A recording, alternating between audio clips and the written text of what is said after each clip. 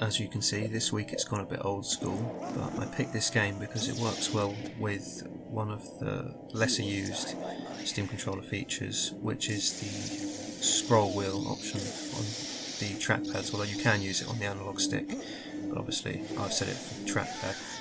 It's almost like this game was actually designed for it, although saying that, it's better really for some casual single player games rather than online multiplayer, because, well, for example, CSGO would work well with a scroll wheel to go through the inventory, but unfortunately it means, compared to having each individual function mapped out on, say, a D-pad option, you're going to spend slightly more time, and in a game like that where every millisecond counts, really, you want to be doing things as fast as possible. A Jedi. This game will feel familiar to anyone who has played, say, the original Call of Duty, or even Call of Duty 2, which is based on basically the same engine, although fairly modified compared to this, which is the id Tech 3 engine, or in Call of Duty's case, what they refer to as the Infinity Ward engine. Oh, and I forgot to mention before that I actually have two scroll wheels on this game, with the right bumper as a mode shift button. The scroll wheel with the right bumper mode shift is the one for force powers, and the one without the mode shift is for changing weapons.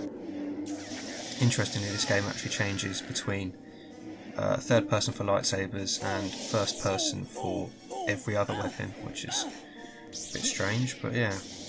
And part of the reason I had to use scroll wheels rather than just, say, a D-pad or whatever, I even tried a touch menu before this, but it's because for the weapons it's not such a big problem, but for the force powers you have like 12, and the most you can get normally on the scroll wheel is 10 if you do individual options, although luckily this game has things for force next, force previous, and also next weapon and previous weapon, so that made that pretty simple.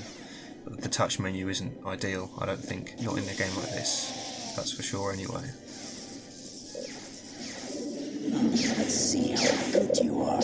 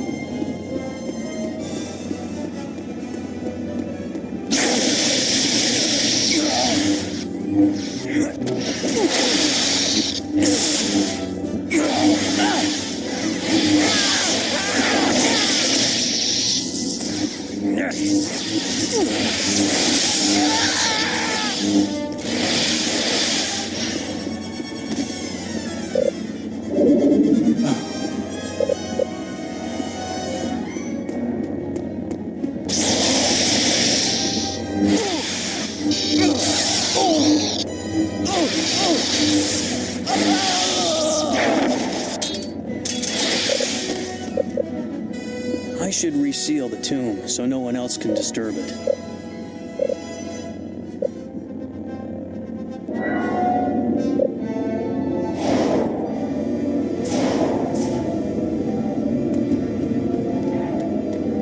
Well, that should do it. Rest peacefully.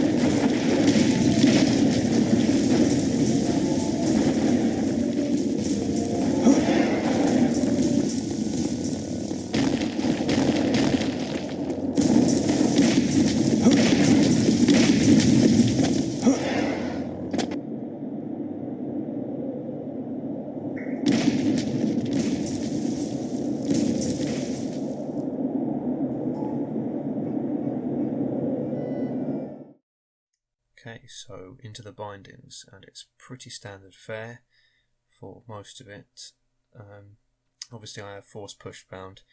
Actually I have it bound twice, and that's because, as you'll see in the gameplay footage, if particular enemies use certain force powers, then it's better to have it bound directly rather than go through the scroll wheel and then press the back right paddle to activate it.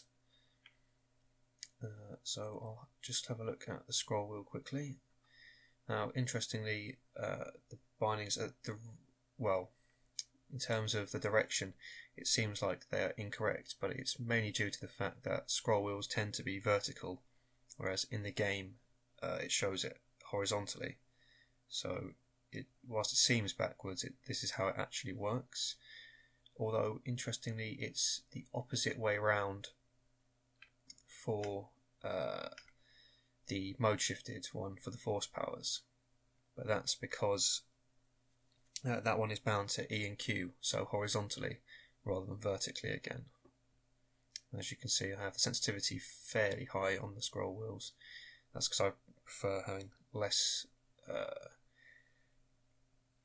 distance to move in order to achieve the desired effect.